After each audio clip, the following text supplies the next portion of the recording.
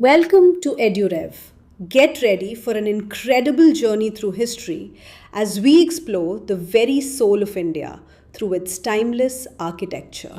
Think of this not as a dry history lesson, but as a real life time machine taking us back thousands of years to discover how our ancestors lived, worshipped, and protected themselves.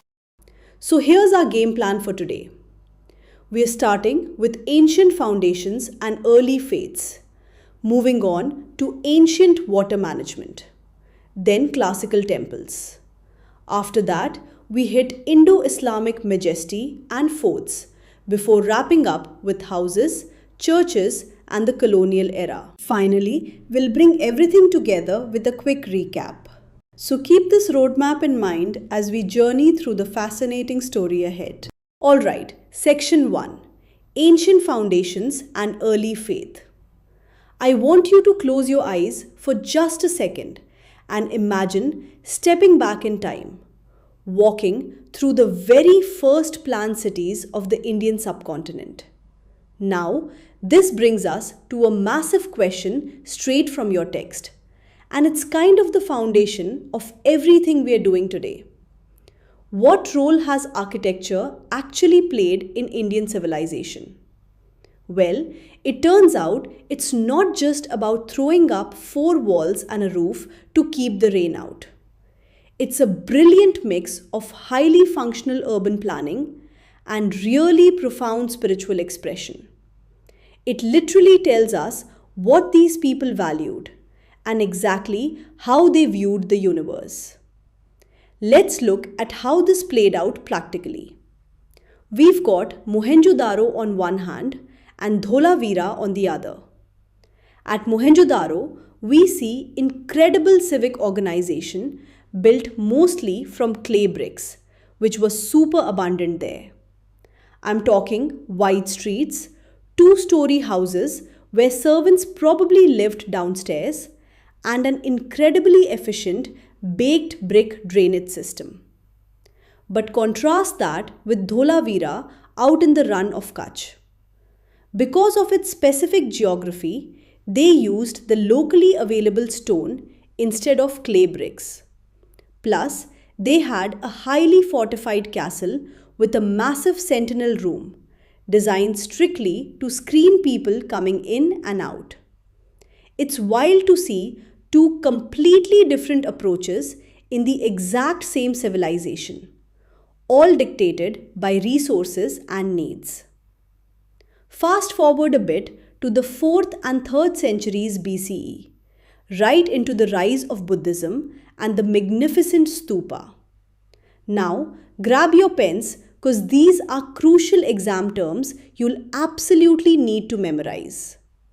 A stupa is a dome-shaped structure that houses sacred relics. But worshippers didn't just walk straight in. Oh no, they entered through these massive ornate gateways called toranas. Once inside the stone railing, which is known as the Vedika, they'd perform pradakshina. That's a specific act of walking around the stupa in a clockwise direction as a form of worship. The Grand Sachi Stupa, commissioned by Ashoka, is literally the perfect example of this sacred geometry set in stone. Let's shift gears now to section 2. Ancient water management structures. India's monsoon-driven climate has always been pretty unpredictable, and that reality forced our ancestors to become some of the most brilliant hydrological engineers in the ancient world. Let's trace this evolution through 3 distinct steps. First, we start with the Harappans. They practically invented the well using specialized interlocking trapezoid-shaped bricks so the walls wouldn't cave in under the underground pressure. Pure genius, right? Then step 2. We move to Sringaverpur in Uttar Pradesh. Excavations there revealed massive interconnected reservoirs designed to capture seasonal floodwaters from the Ganga, all while cleverly allowing silt to settle. Finally, step 3. We reach the absolute marvels of Gujarat and Rajasthan, the step wells like Rani Ki Vav. These weren't just simple water tanks. We're talking multi-leveled, pillared architectural wonders that doubled as cool, shaded social spaces for the whole community. Alright, section 3 takes us into a monumental phase, the classical temple era. This is where the sheer scale of ambition goes absolutely through the roof. During the Gupta era, we see a massive shift. We go from rock-cut caves like Ellora's mind-blowing Kailasha temple, which incredibly was carved top-down from a single mountain, into freestanding structural temples built strictly according to the Shilpa Shastra treatises. But the underlying philosophy is what I really want you to catch here. A Hindu temple is designed to represent the Purusha, or a cosmic human body. The soaring tower is the head. The platform acts as the feet. As you walk inward, you're mirroring your own spiritual journey, ending up in the Garbhagriha. That's the innermost, darkest chamber, the womb house, where the main deity resides. You will very likely be asked to compare North and South Indian temple features. In the north, that towering structure over the Garbhagriha is called a shikhara, and their ceremonial gates are often called toranas. But if you look at the South Indian examples, the tower over the main shrine is known as a vimana, and their entrance gates, those are called gopurams, and they are absolutely massive, often completely dwarfing the temple itself. Keep those terms totally distinct in your notes. Over time, these temples grew from modest little shrines into massive sprawling complexes. Look at the Brihadeshwara temple built in 1010 CE in Tamil Nadu. It's an absolute titan made entirely of granite with a vimana over 60 meters high. Jump ahead to the 11th and 13th centuries and we get the Delwara Jain temples in Rajasthan, famous for their impossibly delicate, almost lace-like carvings in pure white marble. Then heading into the 17th and 18th centuries, there's a total shift in material, with the beautiful terracotta temples of Bishnupur in West Bengal, built using kiln-fired clay panels. Next up, Section 4, Indo-Islamic Majesty and Forts. We're marching into the medieval era now, a period totally defined by massive fortified cities built by Rajput and Mughal rulers and a really fascinating blend of cultural aesthetics. This era gives birth to Indo-Islamic architecture. So what exactly is it? Essentially, it's the beautiful blending of Islamic building traditions with local Indian craftsmanship. Take the 15th century Jama Masjid in Ahmedabad for instance. You've got classic Islamic features like domes and pointed arches, specifically corbelled arches which are built by stacking blocks in a neat staircase pattern. But here's the kicker. They are seamlessly blended with local Indian temple-style pillars and exquisitely carved stone lattice work known as jalis. It's a perfect architectural marriage. Now let me clear something up for your exams. because students mix this up all the time. What is the actual difference between a mausoleum and a cenotaph? Well, Islamic and Christian traditions bury their dead, right? So they built mausoleums, grand tombs containing actual burials, like the famous Humayun's tomb. However, in Hindu, Jain, and Buddhist traditions, the dead are cremated, so they built cenotaphs. A cenotaph is simply a memorial structure marking a cremation site with no body buried beneath it. The stunning Jaswant Thada in Jodhpur, where those umbrella-like chhatris along the rivers are perfect examples of cenotaphs. Let's take a quick look at Agra's history to see how dynastic wealth literally changed the stones of a city. Akbar started things off by rebuilding the Red Fort using massive blocks of red sandstone. But then his grandson Shah Jahan came along, and Shah Jahan was absolutely obsessed with marble. He replaced a ton of the sandstone structures with pure white marble palaces. He even installed an ancient air conditioning system. Water was lifted from the Yamuna River and sent flowing right through terracotta pipes hidden inside the walls. Crazy, right?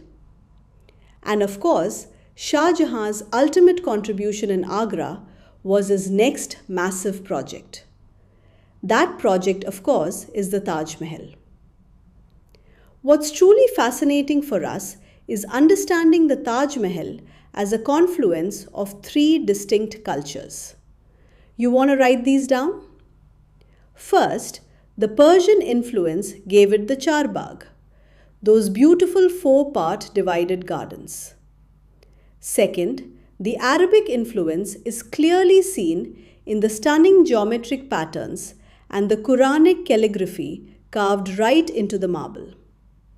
And third, the Indian influence is super visible in the lotus flower designs and the chhatris, those parasol-shaped domes up on the roof.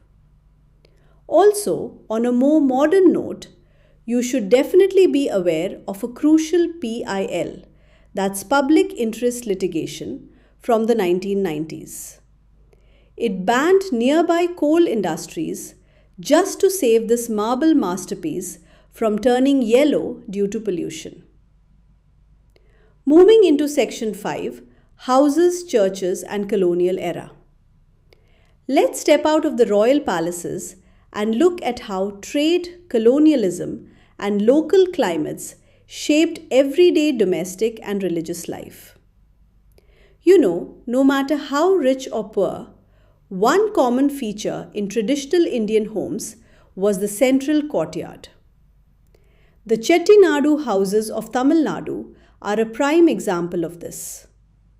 These wealthy merchants built massive homes with central courtyards for their rituals and for drying spices.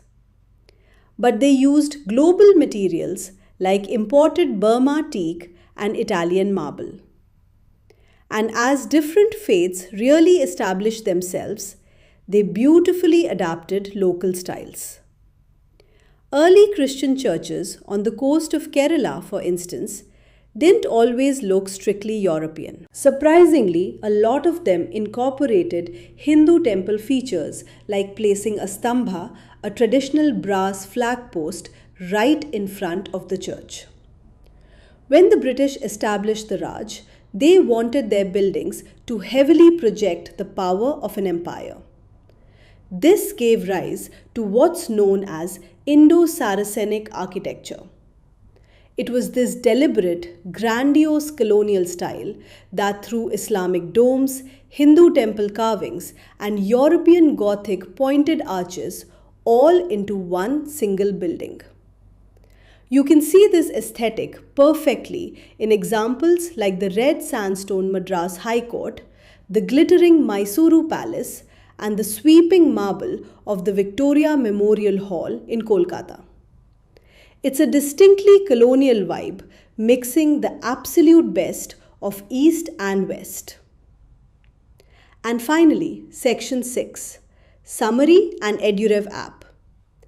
We've covered thousands of years in just a few minutes. So let's quickly consolidate what we've learned so you are perfectly prepped for your exams.